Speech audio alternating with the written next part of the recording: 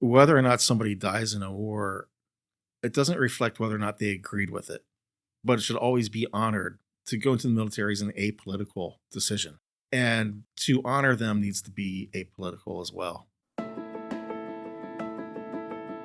Monocacy Audio LLC presents The Ascendant Project.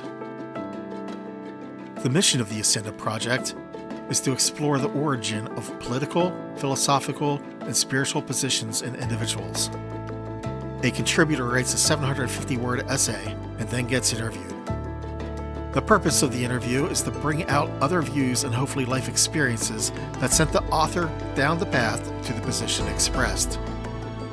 It is not intended to be a forum for debate, but rather a project to better explore and understand the American experience. All opinions and views expressed, written or verbal, are not necessarily the opinion of the podcast nor Monocacy Audio LLC. They are also not intended to malign anyone or any organization. It is our hope that personal growth is the result, as well as a greater appreciation for new, unique, and differing points of view. Join us on this journey to ascend to a higher state of consciousness.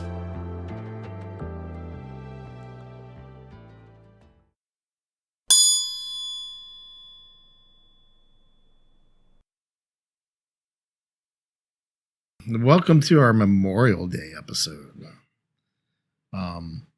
So last year, if you remember, for the 4th of July, we wound up going through the Declaration of Independence. Yep. So I figured we'd have a good, once again, another non-essay episode. Yeah. And this one being Memorial Day. So we get to explore Memorial Day, what it means to us, what it means to us as a nation. So check out the personal, check out the aggregate, and just kind of explore, just as a check about who we are and where do we want to be in terms of our personal development and also our development as a people. So anywho, so Mr. Knapp. Yes. Bring it. What does Memorial Day mean to you?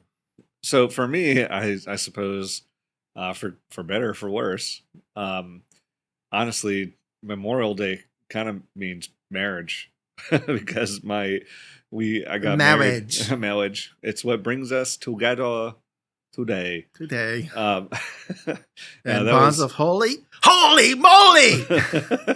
Spaceballs. Yep. No, so as you might expect, and the Holy Spigot. The Holy Spigot. Yeah, that's from that was from one of Hugh Grant's movies, when 4 Weddings and a Funeral.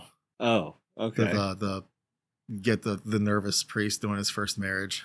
It says Holy Spirit. He says Holy Spigot. I don't know this. I'll have to go try and find the 4 Weddings and a Funeral. That was 4 Weddings and a Funeral. Have you never seen 4 Weddings and a Funeral? I know. I don't think I have. It's a good watch. Yeah. I saw it in a theater. It was pretty good. Yeah. Okay. That was back in the day. Back in the day. Yeah. I mean, Hugh Grant's an interesting one because he's just kind of blinky. I mean, if he was one of the Pac-Man ghosts, he'd be Blinky. Yeah. They all had names. That's how old I am. Yep. Inky, Blinky. Those are the only 2 I remember. Clyde. And I forget the 4th one. But yeah. Pinky. Yeah. It was Pinky. Actually, yes. Yeah. Pinky, Inky, Blinky, Clyde. Yeah. Yeah. Pac-Man just was Pac-Man, though. Yeah. And he was the main character. Miss Pac-Man. Or Miss Pac-Man. Right. Yeah. No first names. Yeah. Yeah. I was taught greater than and less than by Pac-Man. By which side Pac-Man wants to eat? Yeah, exactly. You just draw the greater. circle around the other end. And, Right. Yeah. Pac-Man always wants to eat more. Yep. So anyway, I totally railroaded your answer. So marriage. So Memorial Day makes you remember your anniversary and stay out of the doghouse. I mean, essentially, yeah. I mean, my wife and I got married very young. And so we had to. The venue we booked had a 2-year waiting list, and coincidentally enough, Memorial Day 2004 was available, so that was the day we got married. So every year, like around Memorial Day, that's really what I'm thinking about. But Yeah. But of course, Yeah, we have friends who got married on September 11th. Yeah. You and I both have friends, right? Yes. Yeah. Again, coincidentally enough, that day happened to be available. Exactly. Yeah. And in case of them, very cheap. Right. Yeah. Mine was not cheap, but fortunately, and thank you again to my father-in-law, he paid for it. Yeah. Thank God.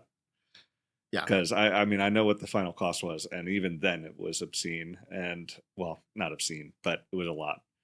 Right. And yeah, we did ours on the cheap. Yeah. We told the venue it was a family reunion, as opposed to the family forming.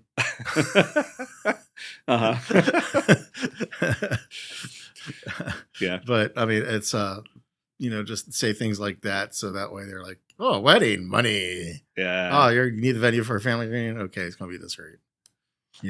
Nice. So, yeah. Tips and tricks. Yep. Well, so but of course, I do still remember our veterans, our troops, all those who serve. Yeah. I wouldn't say my remembrance is, like strictly confined to military service, but just like service in general. Even people who just serve this country overseas in perhaps a non-military capacity. But yeah, I mean, contractors, especially overseas contractors, kind of get a bum rap because they're still serving our country. They're just doing it through the private sector. I mean, and even the ones that I kind of have problems with, like what was the name of the private contractors that early started the Battle of Fallujah? Blackwater. Oh yeah. Yeah, I think Blackwater with the mercenaries. Yeah, but I mean, even they were serving our country. Yeah. Yeah. I mean, even though I completely disagreed with them being used and everything else. Yeah, they still were putting themselves on the line. Yeah. For us, and so I don't know if there needs to be some sort of recognition of their service somewhere along the line. I'm sure the billionaires who owned them would be, that's free marketing. Right, of course. But I mean, nonetheless, I mean, they're putting everything on the line for the mission, even if it's private sector. So what about you though? Like, what does Memorial Day mean to you?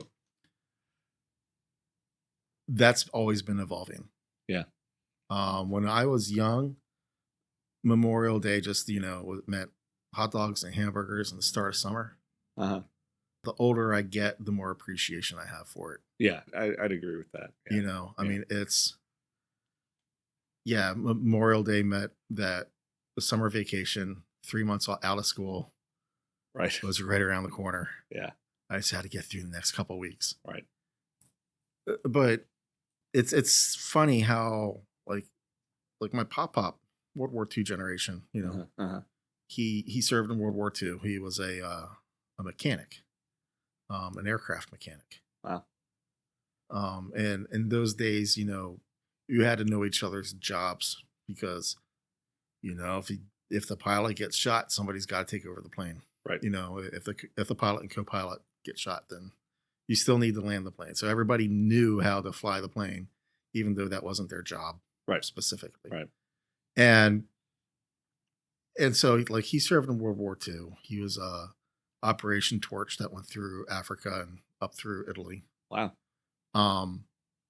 And at least that's what I've been able to figure out from the canteen that I owned, which I'll take a picture of and add to this article. He had a canteen where he inscribed in the metal every country where he went. So when he went to a new country, he inscribed it. Yeah. Wow. And so it's kind of a really cool relic from that era. And, that's a 80-year-old canteen I have with that steel canteen. Wow. And that's, And back in the early 2000s when I couldn't own a bank account, and that's a whole other story. Um, I'd be storing cash down between the canteen and Really? the thing. Yeah. I think I had like $1,000 in there at one point. Wow. That was my secret place. $1,000 in the year 2000. Yeah, which is now what, $2,000? Right. Yeah. Yeah. But nonetheless, I mean, it's and my uncle had served. He was stationed in Wiesbaden for a long time. I think he was intel, but I'm not 100% certain. Yeah. I know he worked at Site R, Raven Rock up here at Fort Ritchie, near the Pennsylvania border. I think the only thing that's active over there is now the Pentagon under the mountain, which is at Raven Rock. But everything else is like closed down, and most of it's been turned into a resort in the mountains. Yeah. But those were my two family connections to the military. But my pop never talked about the war, and neither did my uncle. Not that I saw my uncle that much for him to be able to do that, but just having those two, that history in my family. And then, I had another friend of mine whose dad, so another very good friend of mine, actually I was friends with the whole family at one point. Their dad, a grenade went off. They don't know exactly what happened, but he was wheelchair bound. He was missing part of his forearm. Wow. So he had a hook, and even though he was in a wheelchair, when he gets angry and he's waving that hook around, it was kind of scary. Yeah. It's like an upside down lawnmower. Yeah, pretty. Yeah. And it was just, but I was always impressed by him because, when I'd be sleeping in their basement or whatever, he'd come down in the morning and do his exercises, pull himself up out of the wheelchair and all that. Yeah. And like every morning. And, and two of those kids went into the military as well. And, so, I mean, I've always had a deep appreciation, and the older I got, through, like, he was the very first one that I really started thinking about Memorial Day in a different way. And then, of course, he had our friend of the show, former contributor, Nick. Yeah. And all the stories that he told. Incredible human being. Yeah. Incredible human being. And it's like, I will never experience Memorial Day the way Nick experiences Memorial Day. Right. And you don't have to understand something to have a deep respect for it. Right. So, yeah, I mean, that's kind of where I'm at. I mean, did you have any relatives who served? Yeah, well, both my grandfathers served. The first Julius, I am the third. He served in World War II. I don't know a whole lot about his service.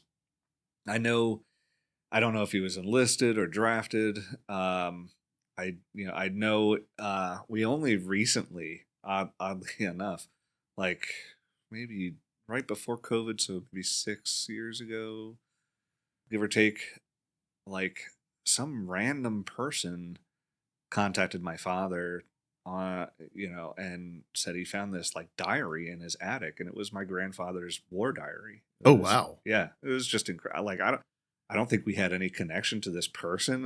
He was just like clearing out his attic, and there's honestly not a whole lot in there. There's probably like a dozen or so pages, maybe a couple dozen pages of actual content. But it meant a lot to me, not having ever known or met my grandfather.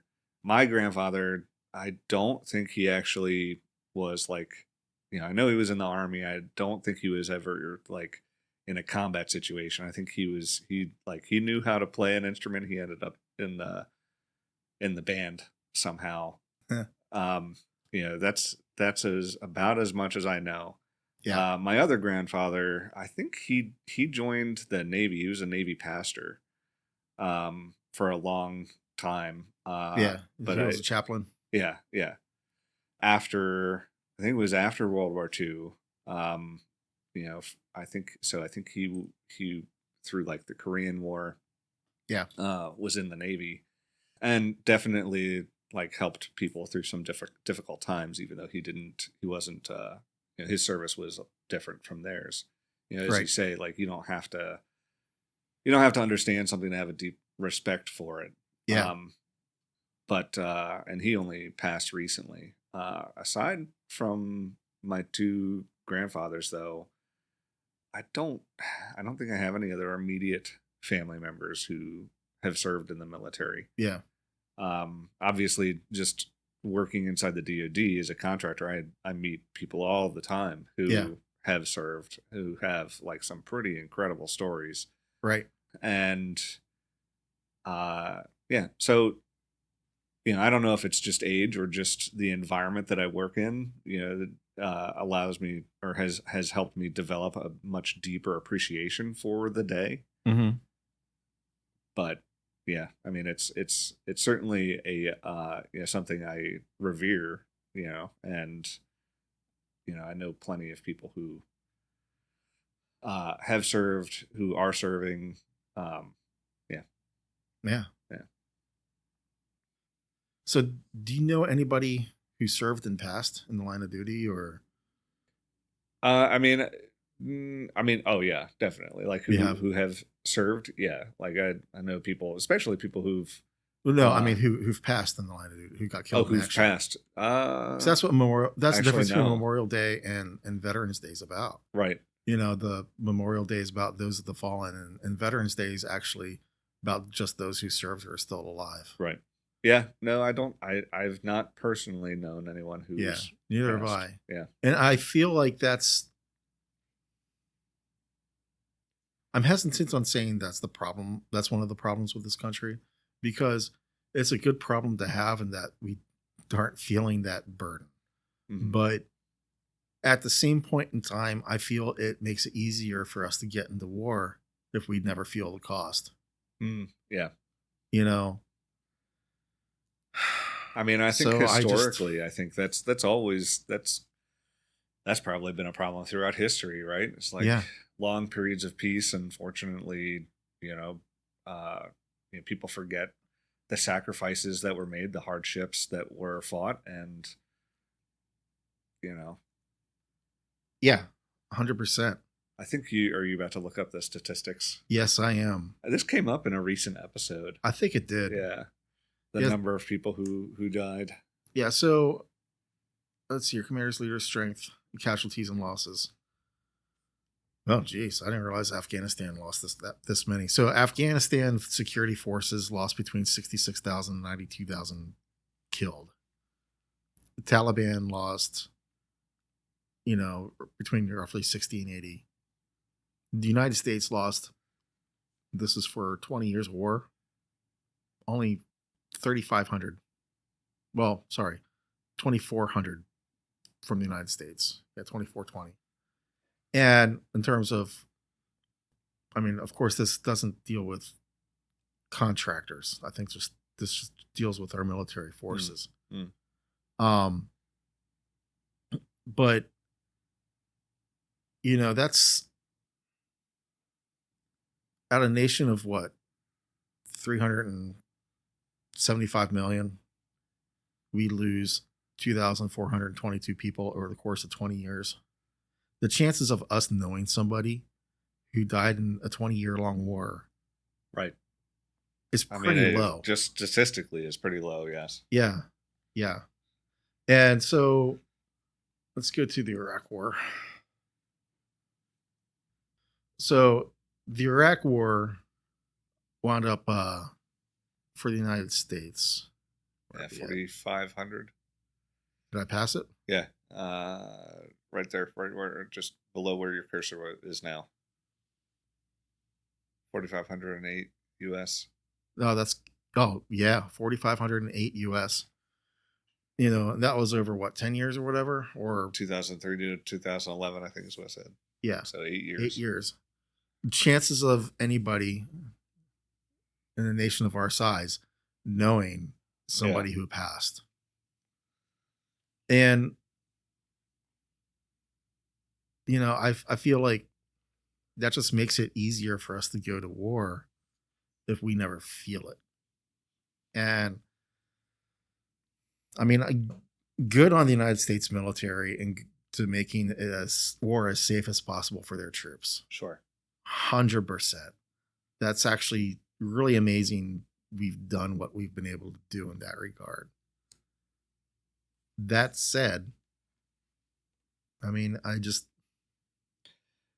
the average citizen doesn't feel a cost of war, the average citizen doesn't fear war, and wars just don't concern them.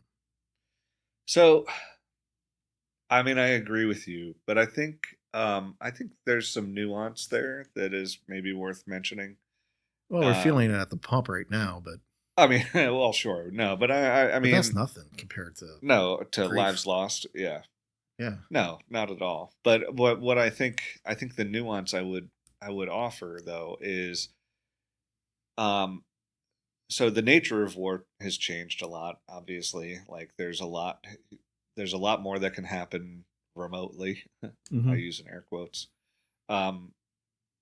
So there isn't as much death, and in that sense, not also like when people are wounded, like wounds which would have been fatal and only a few decades ago, now just you can you can survive what was once a mortal wound, right? So in that sense, our understanding of war and the tragedies and the absolute horror has changed in the sense that the people who would have died and we would have had no stories to know how truly terrible it is, like those people can now survive and hopefully tell us how truly tragic war is. True. Does that make sense? Like, yeah, the wounded tell a better story than the dead, maybe, or yeah. I mean, essentially, is what I mean. Maybe not a better story, but I don't know how to express it exactly, but like when all you're left is to guess at what happened, then you can distance yourself more from it, or you can develop a certain heroism around those events, whereas I think it's important for everyone to know how important and how very serious a decision to go to war is. And right. Yeah, 100%. The not just in terms of the lives that are lost, but the families that are changed, and the people who come back and face a lifetime of trauma. Yeah. I feel also another thing to be brought up on this point is that the way the U.S. has fought war isn't like in the Civil War, where you're kind of marching troops. Right. You all just stand in formation. And yeah. And there aren't necessarily classic battles anymore on the battlefield. Right. But that said, I think one of the reasons why the casualty lists have been so low is because the military hospitals and stuff aren't being overwhelmed. I don't know if the back end of it is a lot better prepared than it was, during Vietnam or whatever. Or World War II for that matter. Right. And that's on our end. I don't know if other countries have that. That might be part of why coalition casualties are much higher than our casualties usually, or for our enemy for that matter too. Do they have the infrastructure to deal with wounded from the battlefield in a timely and safe manner? Right. I mean, it's just something to think about on that end. Complete change of subtopic though. I also want to bring up one other thing. People go into the military and they serve this country, and their oath continues despite whoever's elected. And they follow the orders of the commander in chief, right? Regardless of party, right? Regardless of policy, regardless of if they agree with it or not. they go overseas or serve domestically or however they're needed, in service to the country and not to an administration. And whether or not somebody dies in a war, it doesn't reflect whether or not they agreed with it, you know, and but it should always be honored because they to go into the military is an apolitical decision. Yeah. And to honor them needs to be apolitical as well. Supporting the troops is a apolitical thing. Supporting our veterans is an apolitical thing, and honoring our war dead, yeah, is always an apolitical thing. Right. And I just wanted to emphasize that, because it's very easy for us to criticize those in power for decisions they make, and we have the luxury of doing that on the show. But the military always has to make it happen. Right. Yeah, that's their mission. I don't know if there's anything you wanted to add to that or. No, I think you said it perfectly. As I said, I've had the fortune of talking to many people who are currently serving or who have served, and who I think would absolutely agree with you. They go into the military not because of who's who the commander in chief or who's at the top, who they elected to Congress or what party they're affiliated with. They go into the military to serve, to try to support our ideals and our mission as a country. So no, if I was going to add anything, I would just add that. Yeah. I think it's absolutely true. Yeah. Yeah. Those who served under Bush served under Obama. Those who served under Obama served under Trump. Right. Those who served under Trump served under Biden. Those Right. who served under Biden served under Trump again. And there's a steadfastness there that I feel cannot be discounted, and it's too often is. Yeah. So, yep. So, do we give our veterans their due? Ooh, that's a tough one. That's really tough. And the reason I say that is, you can the answer feels like it's always going to be no. Right. It's like, you don't want this, you're anti-veteran. We're like, well, there's so many ways to, so many different perspectives to take. Do we give our veterans their due, in terms of like the financial or whatever, like right. I would say absolutely not. Like they're like pretty grossly underpaid. Yeah. And I know they get a lot of free stuff too, like or stuff that's discounted that isn't available to anyone else. And I'm pretty confident even taking those things into account, you're not. One of the things that has bothered me, once I found out what's really going on, you go to a sporting event, say a Caps game or whatever, and they have that honor the vet moment where they bring up a vet. Right. That's usually paid for by the military. Oh, really? Yeah. It bothers me on a couple of fronts, because then you're using somebody's service as marketing. Right. And on the other front is that Ted Leonsis is profiting from this. Right. I'm not sure that's really honoring a vet. I don't believe in using vets as props. I could see that for perspective. Corporate or political reasons. Yeah. Yeah. Fair. And I just feel it cheapens the service in the end. Yeah. And now if I say that to somebody and they don't let me say all that, then it sounds like you're against the vets. Right. But no, I'm against the billionaire making money off of the military paying for that moment. If you're going to honor a veteran, you need to donate the time. Yeah, I agree. I think that's... Yeah. How did you learn about that, though? I think John Oliver had an episode on it at one point. Oh, did he? Yeah. Oh, I'll have to check for that. Yeah. But, yeah, that that and just in general, like the stuff we talk about on this show, that how do you discover these kinds of this information? But Yeah. yeah, I mean, I'd I have don't to know. look for the I don't episode, I but I'm don't pretty think sure it it was him. I don't think it, it's like the thing we often say sometimes is you can be for the veteran and still against the war, Correct. and so I think, like, not to discredit or discount the service of the people that are honored at these sporting events, but Yeah. that is an interesting point. Um,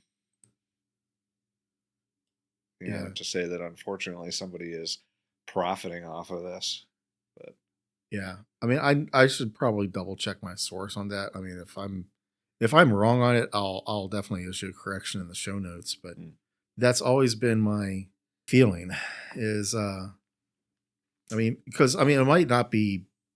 I mean, if it winds up being something like the Wounded Warrior Project pay-in, that's kind of cool. I still don't like the fact that the billionaire is making money off of it, but that's a little bit better than the U.S. military paying for that moment. So, I mean, that's another thing too, though, right? Is you mentioned Wounded Warriors, and I've done a number of Tough Mudders. Wounded Warriors sponsors like every Tough Mudder. Yeah. But Wounded Warrior, I think, is another one that's kind of like this Susan G. Komen Foundation, where there's too much overhead and they spend a lot of money on marketing, and they still. Like I don't know what the numbers are for like Wounded Warriors, but I know like Susan G. Komen is still far outpaces the amount of money they donate to or they give to cancer research, right? Like just in terms of amount. But if you look at like as a percentage of what they bring in, like it's pretty like paltry. It's pretty paltry, yeah. Compared to and I know a lot of people take issue with that, and so I assume Wounded Warrior is kind of the same way, that their marketing budget is probably pretty big. Yeah. Fisher House is a pretty good organization from what I can tell. Yeah. When I fixed their copiers before, they seem to be pretty straight up. Yeah. They even gave me a coin for helping them out, which was kind of cool. Fisher House? Yeah, Fisher House. Okay. Yeah, they help build houses for vets. If I remember right. Yeah. Okay. Yep. Really cool. Yeah. That's what I think they do anyway. Here I am talking to my ass. Yeah, let me Fisher House Foundation provides free home away from home lodging. Military families. Okay. So they're they're kind of like Ronald McDonald House, but for without the clown. Right. Right, without the clown.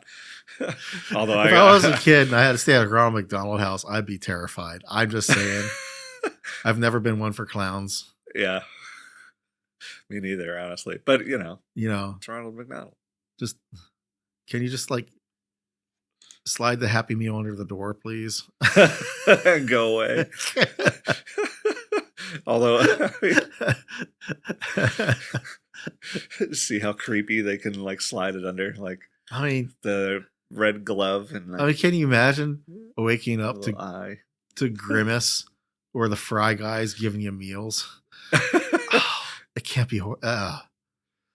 Yeah, I don't know. I suppose as a kid I might think it was kind of neat, but I don't know. Like Ronald. Or the Hamburglar, or why is my hamburger missing from my meal? Yeah. Where'd my fries go? Keep your eyes on your fries. All I'm left is with this Coke. I mean, it's amazing how much thievery is involved with, McDonald's marketing. I mean, stealing fries and stealing burgers. Oh my gosh. No wonder crime rates are high in the 80s. Yeah. Yeah. I don't know, man. I mean, they'd be putting cocaine back in the Coke if you're not watching it at McDonald's. Anyway, in the 80s. In the 80s. Yeah. Well, so do you think the Hamburglar should have went to jail? Yes. Oh, definitely. We agree on that. No, do you think like the military has become too commercialized, or that it's I think they're in danger of that. yeah I also feel that they're. I really don't want this show to be political. I really don't. But with Hegseth's religious remarks every briefing, I kind of feel like it's definitely separation between church and state in regards to military. I feel is definitely in danger. Mm. But I mean, it's I think the military is definitely under threat of becoming political. Mm. I mean, it's just with various purges and lack of promotions that's happened recently. I do feel that is a danger, and that's a shame because the military needs to be apolitical. I am very concerned about that. Yeah. We are already asking enough of an officer or an enlisted person to be willing to risk their life for this country. We shouldn't be making them believe a certain political or spiritual philosophy. Fair enough. Or just to have to participate in one even. Mm-hmm. Yeah. I mean, I really don't want this episode to really be about the top. I'd rather be about the bottom. I'd rather be about the privates to the generals, and not about the political appointees. Yeah, I mean I said it, so I crossed that line, but there's just such a deep respect there, and I'm definitely concerned about that. As far as my answer to the question, do we give our veterans their due? Yeah. I mean, I feel like yes and no. In some ways, I feel that. I mean, the truth be told, I'd like to see a couple different tiers in that. Okay. I mean, I kind of feel that the ones who are paid the least, the infantry, right? The Marines who go ashore, I feel like they actually do need a higher honor than the ones who support them, if you will. Okay. Just because the chances of them risking their life are much higher than somebody at a base hundreds or thousands of miles away that's supporting them. Right. So I kind of feel like I'd love to be able to support them in a more special way than other vets. But that said, when you join the military, you don't know where you're going to wind up. Yeah, right. Nobody gets their first choice. So put your best choice, put your favorite as your third. Yeah. Once you get out of boot, towards the end of boot. But I mean, I definitely would like to see more for the infantry and the grunts in ways where I feel like we honor vets too much. I don't like to see vets honored in churches. I feel the spiritual needs to stay away from war. That's not the time to honor them. We can honor them in other ways in society.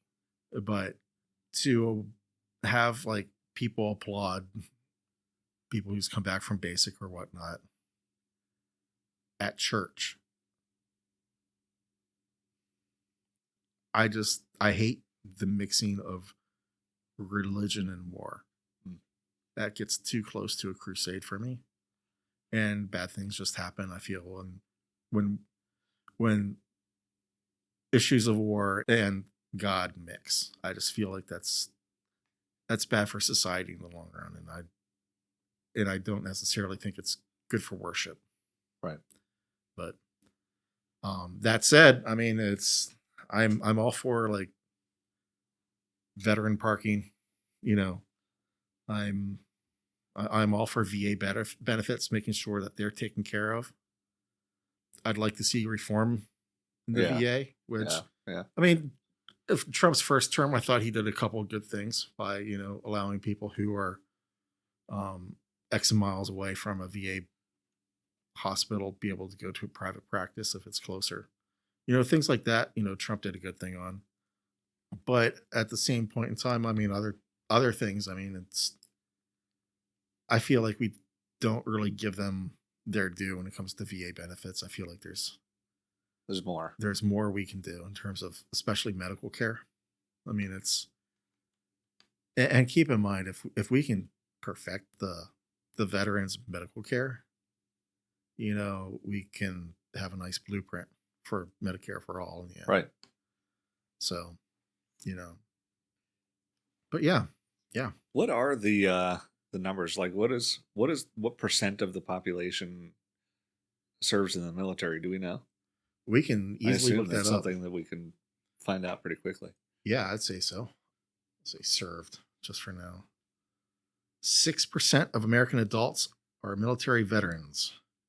Huh. Interesting. That's really small. Yeah. That's actually smaller than I thought. Yeah, me too. Actually, I mean, honestly, I thought it was a lot bigger. I would have been surprised if it was only like 15, but 6 is. Yeah, like, 15 is kind of probably where I would put it actually, but 6% is wow. Yeah. I mean, it's all the more reason to honor their sacrifice. There's really so few. This isn't even really. It says 6 to 7% of the U.S. adult population. So Yeah, it's not even really like 6. it's not counting who's in there, I guess, right? Because this is veterans. Are you a veteran? You're a veteran once you leave. You're a veteran. Yeah, I think that's right. So somebody who's serving their 20, who's on year 15, isn't a veteran yet. Yeah, I think that's right. Yeah. So served. Let's see if I can. Served or is serving. That brings up to 7.3. Yeah. Still. Jeez. Wow. That's pretty crazy. Yeah, I mean it's definitely sobering how few we risk. Yeah. More than 18 million living veterans in the United States. Yep. Yeah. Wow. Yep.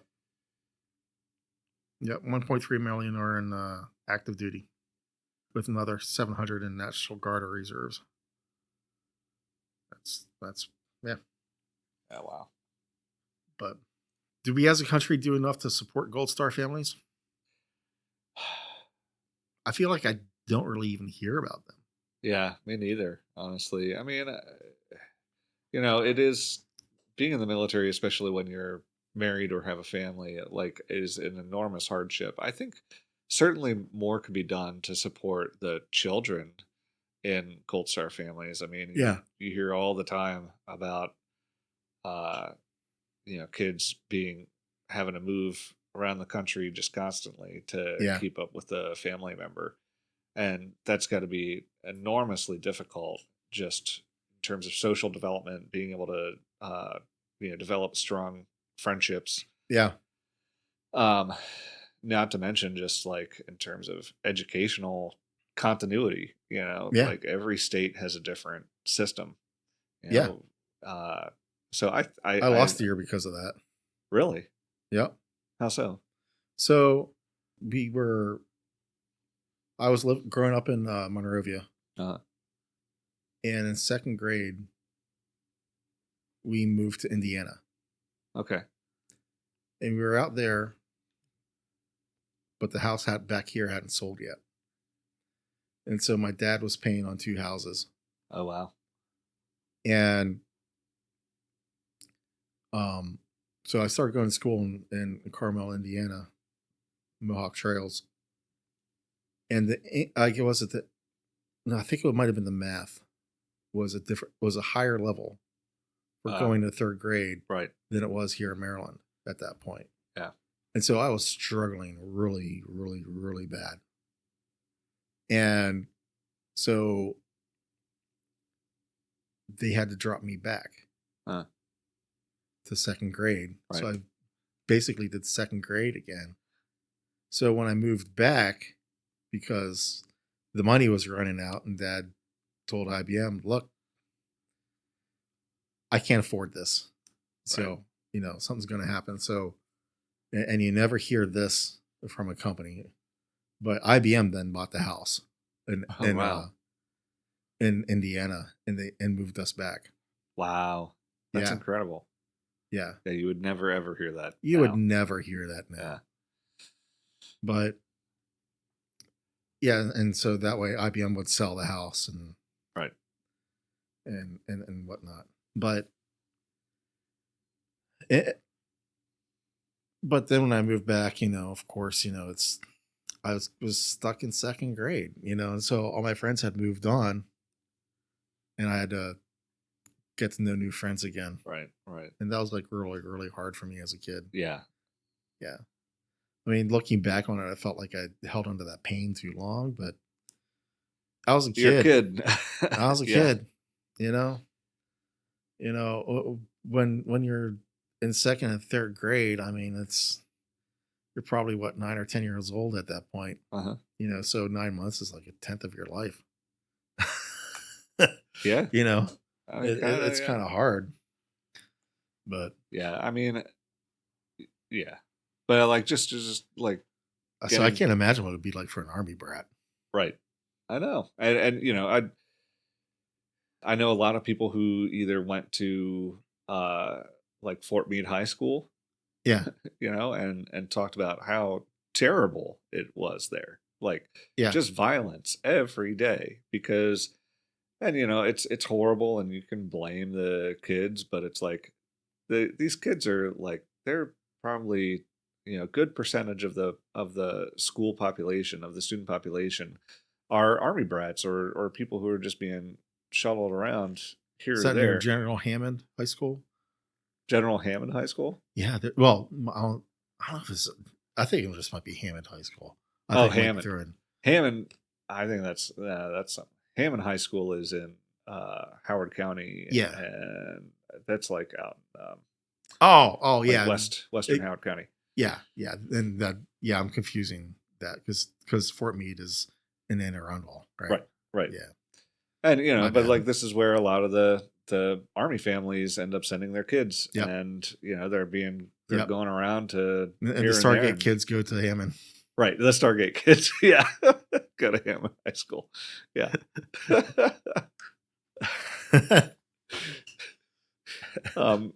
But yeah, I mean, as a kid growing up that way, that's a heck of a commute from Boulder. Yeah, I mean, not if you're taking a Stargate though. Not if you're taking the Stargate. Yeah. You might have a jumper or something. Have a jumper. Puddle jumper. Puddle jumper. We're such nerds. Anyway. Yeah. There's a reference that nobody's going to get of a certain age. Yeah. But yeah, I mean, as far as I go, I mean, we never hear of Gold Star families anymore. I think the last time I heard about Gold Star families was when Trump insulted them.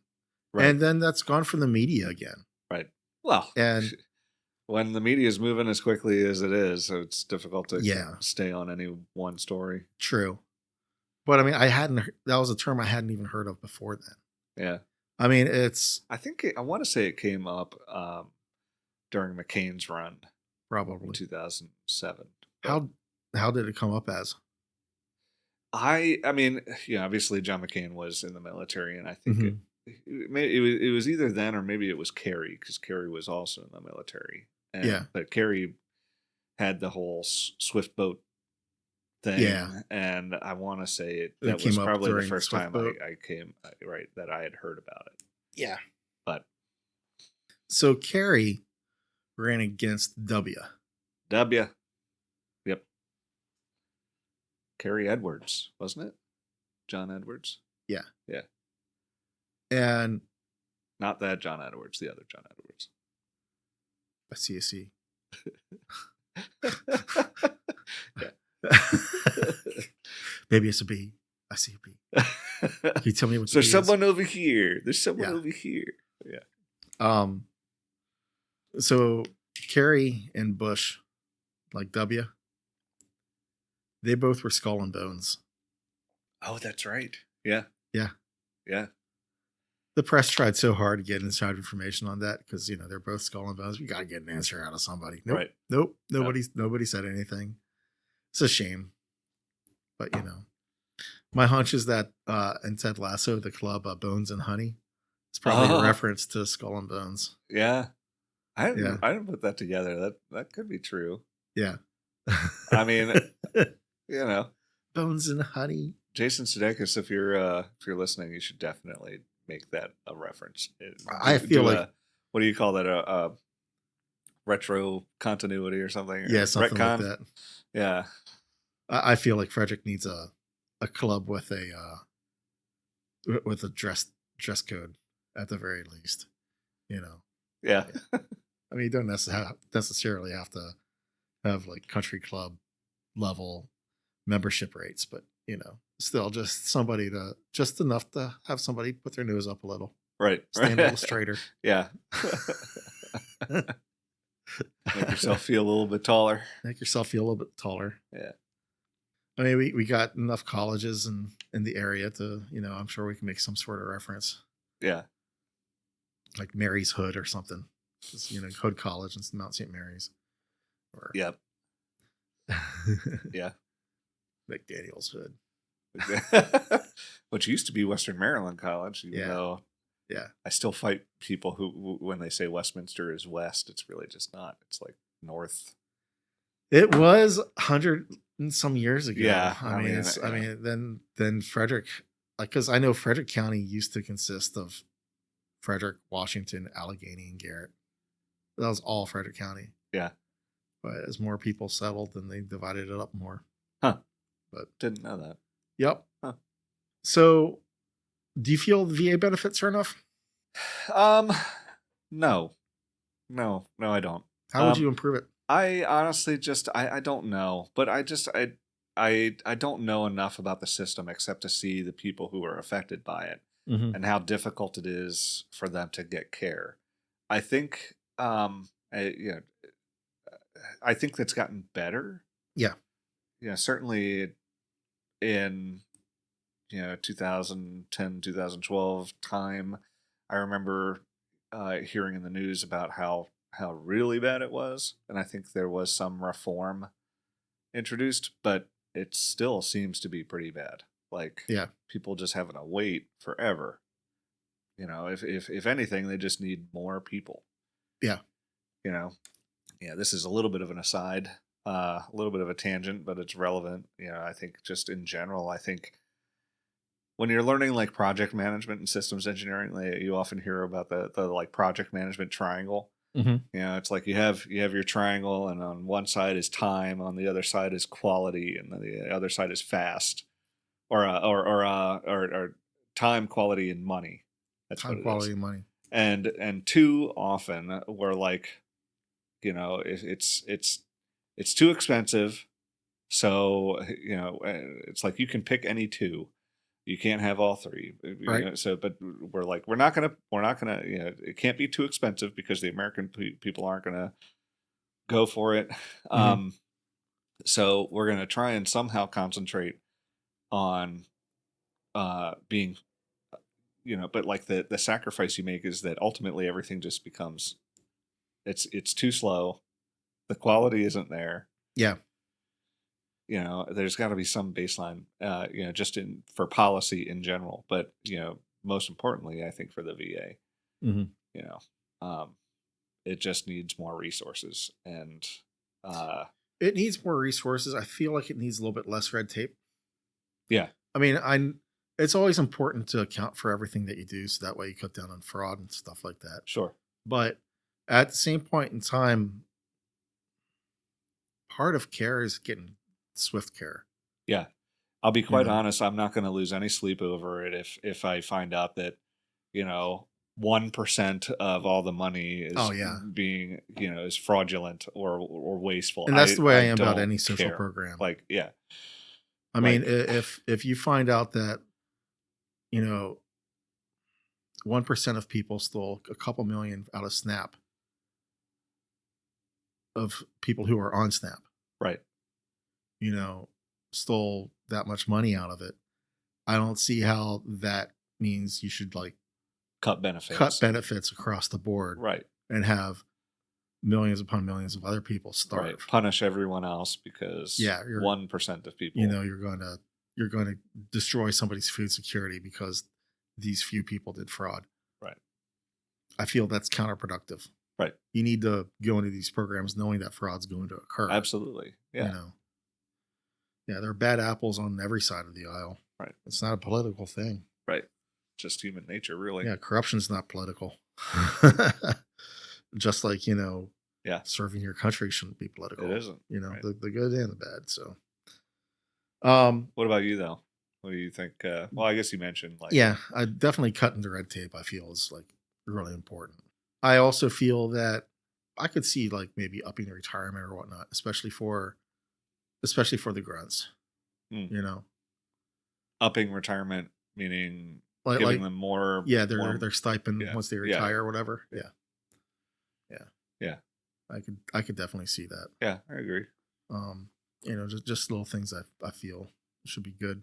I will also say that, and this is kind of an aside, for everybody who's against socialism, how many people from rural states that have no prospects go into the military and develop careers for after the military and develop skills and get, the GI fund and all that. I mean, it kind of shows that the military is an option for a better life. Yeah, for a lot of people. Yeah. For a lot of people. And being able to see the world in ways that you never would. No. So I just feel that that's kind of a really good thing. And it's an interesting opportunity. Not that pro-war. I'm definitely not pro-war. But, I'm definitely pro-serving your country. You know, and using that as an opportunity to better yourself. Not to use the propaganda line, but be all that you can be. Yeah. Yep. So do you have anything to add on this Somber? No, not really. I do have one more thing. Okay. This Memorial Day, always give the veterans in your life dibs. Dibs. Okay. They get first choice on how you should spend your holiday. Spend your holiday with a vet if possible. Here. They're the ones who are remembering the brothers and sisters in arms that they've lost. Right. Sometimes before their eyes. Honor them. This is their day. If they don't want to do anything, that's fine. If people are shooting off fireworks and they have PTSD, just watch TV in the basement with them. That's really what's important. It's far more important than that hot dog or hamburger. Yeah. It's a lot more important than than any of the yard games that we like to play. Bocce? No, not bocce. I'm like, who plays bocce? No, with God, brain look farting. Like you're trying to roll a ball. No, I'm trying to throw a bag. Cornhole. Yeah. Yeah. A game with no corn in it. Redneck bocce. Redneck bocce. Yeah. Yeah. So, but yeah, I mean, definitely, you can do that with the 4th of July too. Yeah. It's the other ones who are protecting our country. Honor them. Don't make it about yourself. It's not about fireworks or barbecues. Right. It's, make it about them. Show some respect. Remembrance and reverence. Yeah. Yeah. Not just show some respect. Show some empathy. Yeah. Be there with them. Yeah. Be there. Right. So anyway, so on that note, thank you all for listening for this special Memorial Day edition. Yeah. Thank you. Of the Ascendant Project. Honor a vet. And by all means, a safe and happy holiday. Safe and happy holiday. Yeah. Yeah. And by all means, please comment, tell a story. if you can, in the comments. I think that would be a really, really cool thing. If you want to share and you want to participate, by all means do. Reach out to us. You can email us, you can do a comment or whatever. However you want to do it, it's great. And yeah. Please join the conversation. Yeah, please. And just come to our website, theascendantproject.com, and like, subscribe, however you wind up listening to us, whether it be on Spotify, YouTube, or whatever. So that said, you all have a great couple weeks, and we'll see you soon. Have a good one. You have been listening to The Ascendant Project. The Ascendant Project is a production of Monocacy Audio, LLC. Any information expressed in this podcast is not intended to be a substitute for expert information. We are human and ordinary people, and as a result, what is presented as fact may be in error. Monocacy Audio, LLC and this podcast hold no liability from events or damages that result from listening to or reading this podcast or its associated materials. All articles, interviews, and sound files are copyright Monocacy Audio, LLC, with all rights reserved, except our awesome theme music is by Alexei Chitalin. His music can be found on pixabay.com as well as Spotify underneath the pseudonym Lexin Music. Thank you for listening and have a great day.